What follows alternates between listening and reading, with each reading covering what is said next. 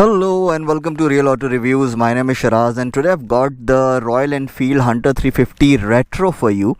And so what is the difference between, of course, we'll talk about those differences in the entire review.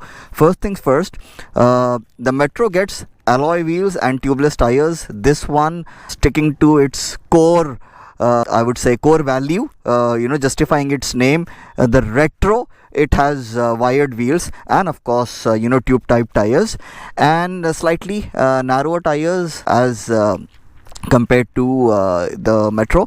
I'll be talking about if they make a difference when I ride the bike.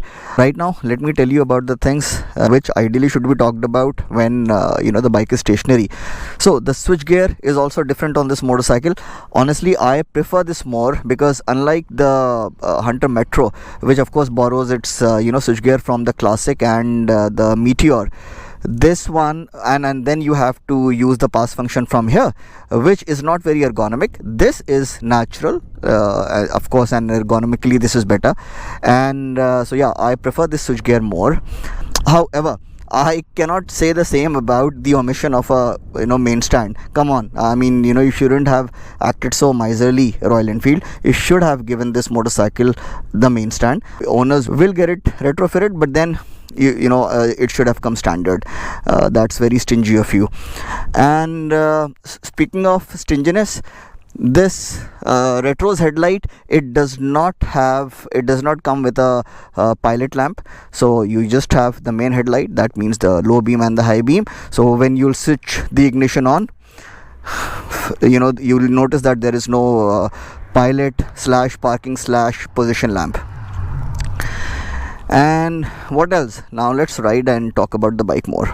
Alright, before I start riding the motorcycle, let me tell you the most important thing which everyone else has not been able to find out, and that's why they haven't mentioned in their Retro reviews.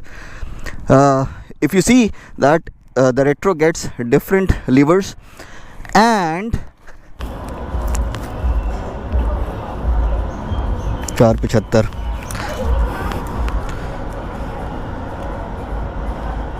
475 same है भाई, पर इसके shape की वजह से it requires less effort. So yes, if you took a test ride of the Hunter Metro and you found the clutch to be too heavy, yes it is, okay, take a test ride of the Retro and I'm sure you will feel the difference. And if you're bothered by that, this is the bike for you. In fact, it would be interesting if someone installs this lever on his Metro and reports back. I'm sure there would be a noticeable difference, because Royal Enfield have definitely not made any changes to the clutch springs.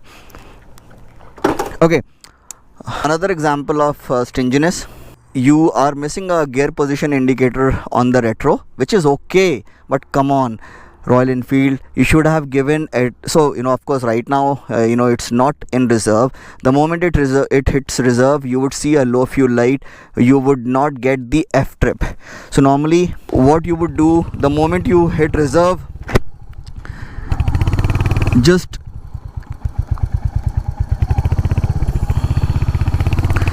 so the moment you hit reserve, just reset your trip B to 0, so that you're able to keep a tab on the number of kilometers you have done in reserve. In fact, normally I calculate fuel efficiency by this method. So I would reset it to 0 and then fill it up. Then the next time it hits reserve again, I just check the trip B reading, and that's the fuel efficiency figure. That's most accurate actually. Talking about fuel efficiency, the average figure that I got is anywhere between 35 to 38.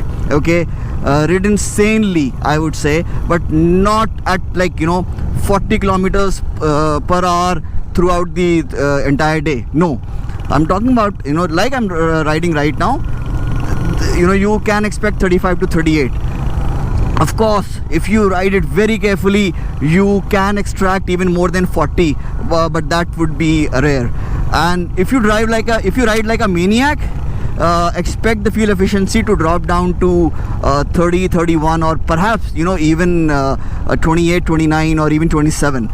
But then yes, ridden sanely, the average fuel efficiency figure would hover between 35 to 38.